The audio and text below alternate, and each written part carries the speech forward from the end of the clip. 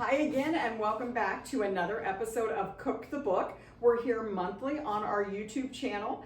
So for this month, we decided to talk about a new holiday book, and you'll see what we're making soon. But we have a special guest with us. We have Brianna with us, one of our teens here at the library, and we're so excited she's going to help with this recipe. So the fiction book, as you know, in Cook the Book, we talk about a fiction book, give it a little review, and then take inspiration from that to come up with a recipe. So the book for this month is Unleashed Holiday by Victoria Schade. She has written some other books. Most of them have animals in them, often dogs. First of all, I just love the cover on this one. It's so cute. It's so cute. It's just adorable. And of course, there's a holiday theme. There's a romance theme. It's a humorous book. There are two main characters. The first is Chelsea, and Chelsea runs a very reputable dog training business in town. Of course, her dog that she has, her own dog, is very well behaved and very well trained. Well, a storefront next to Chelsea's opens up, and a personal training facility goes in, and it happens to be Andrew, who is one of her enemies from the past. And believe it or not, he has a boxer, and we've got several boxers pictured here today. He owns a boxer that is very poorly behaved, runs rampant, doesn't listen, very headstrong. So of course, Chelsea is not only upset that Andrew's moving in next to her business, but also that his dog just wreaks havoc on everything. So of course, you know, there's some back and forth between the two of them. And Chelsea happens to have a run-in with the ill-behaved boxer and injures herself. So you can't have really an injured dog training business. So she wants to get back to full health, to get that business back up and running. So Andrew decides to offer a proposition that he will help her with like her rehab for her injury if she will train his boxer. So they pretty quickly decide that maybe they aren't enemies after all, that there's a lot of likable qualities in each of them. They both really do like animals. They're both small business owners. They do have a lot in common. And then the romance kind of blossoms from there. But it is a fun, humorous book. You know, here at the library, we have so many awesome holiday books similar to this. If you're looking for a book that is feel good, that will put you in the holiday spirit, not only this, but so many others that are out there right now that you can pick up. And it's never too early to start reading holiday books because, you know, this time of year goes so quickly. So be sure to stop by our library, look on Libby, or go to whatever library you frequent, or if you like to go to Amazon, Barnes & Noble, whatever. There's a huge amount of holiday books out there. Last year we were talking about there were not many new holiday books released. They made up for it this year. There's a zillion new ones and some awesome old ones. Like I love Skipping Christmas by John Grisham, which is really a Christmas classic. I love to read The Christmas Carol. So if you're really looking for something to put you in the holiday spirit that will leave you feeling good and, you know, a heartwarming book, try this one or any other of our Christmas books. So, of course, the inspiration we took from this book was the theme of the dogs, not only on the cover, but all throughout. So we thought, let's do something fun and make dog treats. So we looked here at the library. We have several books that include some great recipes. I really like this one. I do too. Which is the Three Dog Bakery Cookbook by Dann Dye and Marv Beckloff. Not only does it have awesome pictures, but so many different things to make for your dogs. And most of them are people friendly too, so if you want to try them yourself, you can. But just super fun pictures in that one and lots of good, healthy pet treats that you can make. So Valerie found a great recipe that she and Brianna are going to put together, and I think we're ready. All right. These dog treats were super easy and a lot of fun. In the recipe, the dog treats have frosting. We chose not to do the frosting. Because first of all, our dog would carry it off and like lick it all over the floor. Yes. So yes. We're like, we're just gonna make it easy. Yeah. Sounds a little messy. Yeah. But you know, you could always choose to do that, and I'm sure they'd love it. So, okay. So for this recipe, it's so easy, and there's only a few ingredients. Brianna did them all by herself yesterday. Our sample ones. That's awesome. They're so cute. Yeah. So very easy to do. Okay. So we're gonna start with 2.5 cups of whole wheat flour, which is you go. And just pour it, and we just used a big bowl because it just seemed like it would be easier to work in. You could have a bowl that's a little bit smaller than this, but kind of whatever works for you. Yeah. Okay, so the next thing that we're gonna add is the egg. And Brianna thought this was kind of weird that you just mix the egg and the flour together. So, okay, so go ahead and throw the egg in there.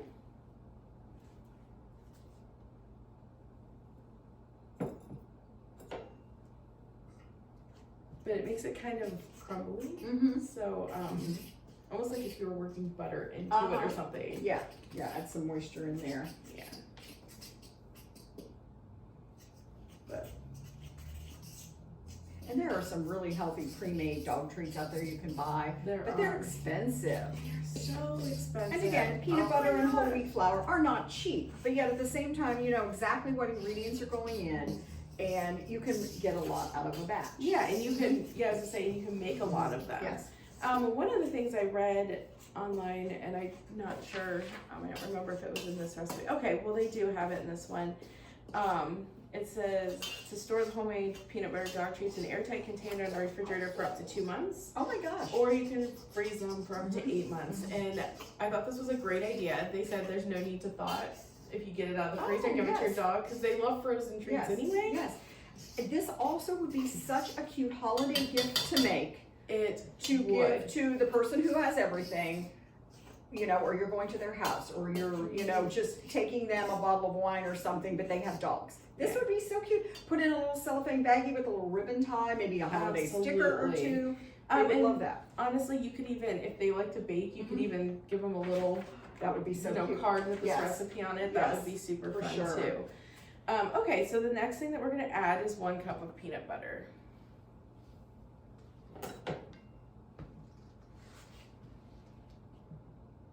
Yeah, and like you were talking about, these are people friendly.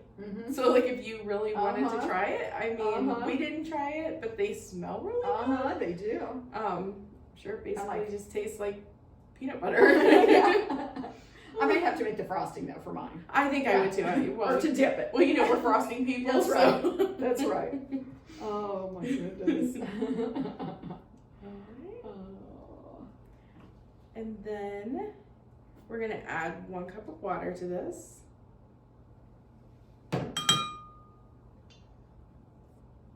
And honestly, other than maybe the whole wheat flour, this is all stuff you probably have in your pantry right now. Oh, so easy. Yeah. And quite a few people use whole wheat flour, so you may even have that to use. So it's always nice when you don't have to go out and buy too much.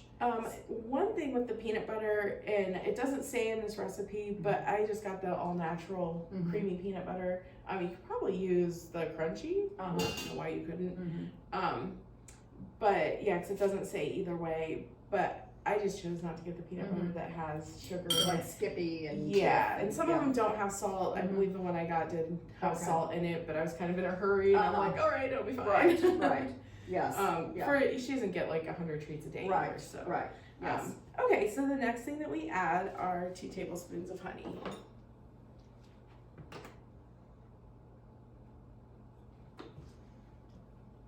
Oh my goodness, how fun would it be to have a pet holiday party where if you have friends who have pets and they all get along and they're all friends, to invite a few of them over, the adults could, or the adults, the people, the real people could make people cookies, and then you could also make some dog treats ones that, you know, could, the people. Well, and not only that, if you have a party, like the kids could make these.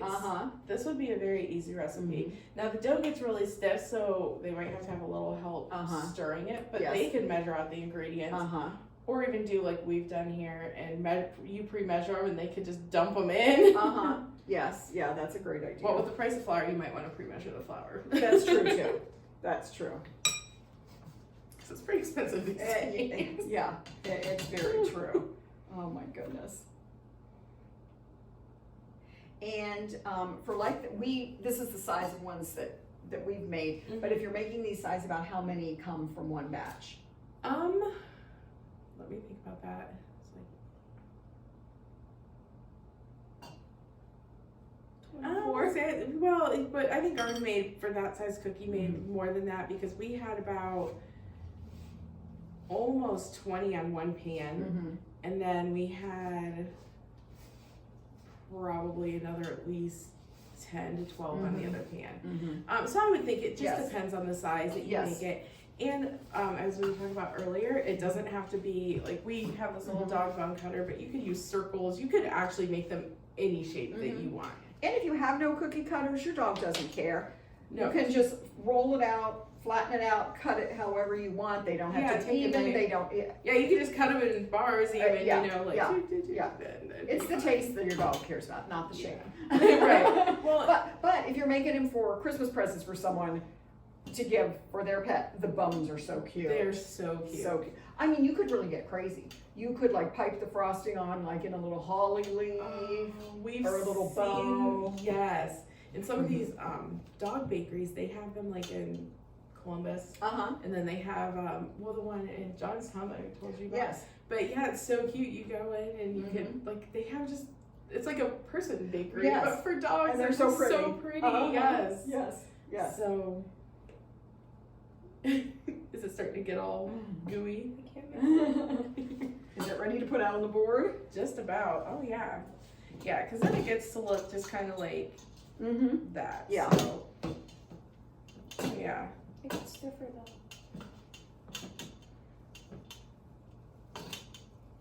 I think Oh, yeah. that's pretty good. Yeah. I think it is. So, but when it's done, oops, and it smells good. Can you smell it? I can. It smells very peanut buttery. Yes. Kind of like, again, if we were making cookies for us. Yeah. It really has the exact same smell as if you're making peanut butter cookies. It really does. The exact same. Yeah.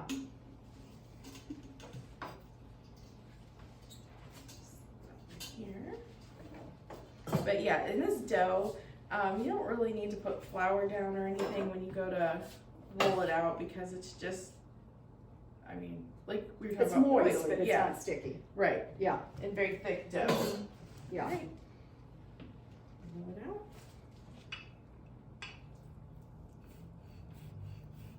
And if you don't have a rolling pin at home, you can always just press with your hands. It'll take a little bit longer, but the same effect happens. Yeah. So it's fine.